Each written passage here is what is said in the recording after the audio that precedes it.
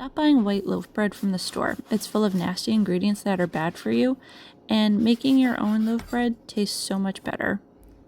So we're going to use my simple recipe, and you're going to start by adding to a bowl 2 cups of water, 2 tablespoons of sugar, and about a tablespoon of yeast, and you're just going to let it sit for 10 minutes until it starts to get bubbly.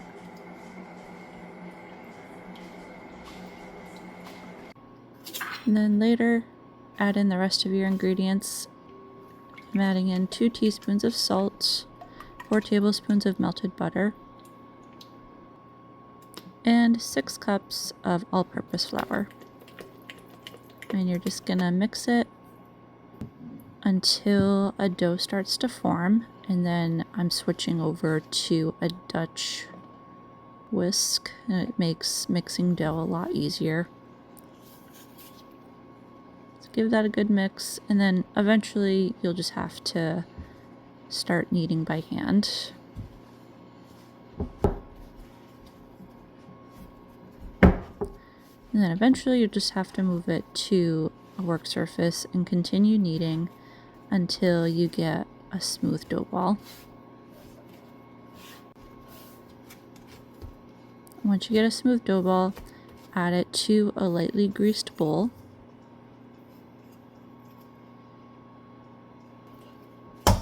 And then you're going to flip it over just to make sure it gets all greased.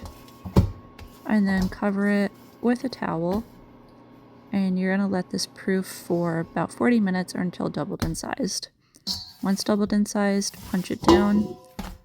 And then I have a lot of dough here, so I'm just going to cut it in half so I can make 2 loaves. And each loaf should weigh about 630 grams.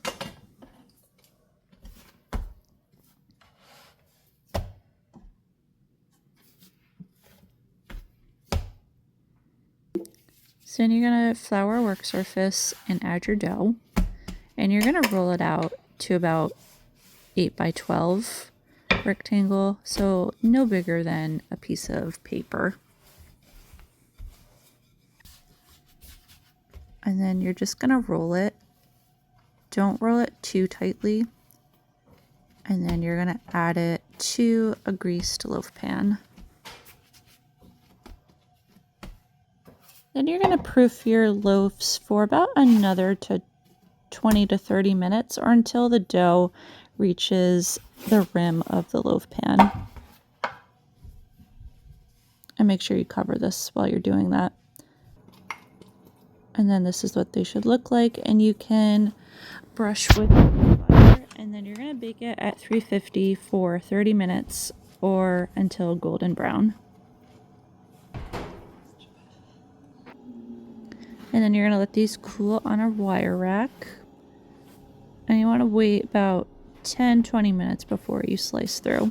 And I know I should be using a bread knife here, but I couldn't find mine. So I'm using a regular knife to slice this open. And here it is. Look at that perfect crumb. And then this just tastes perfect with a little bit of butter. And let it get all melty, and I like to add a little salt, and this is just perfection. Don't forget to like and subscribe for more content.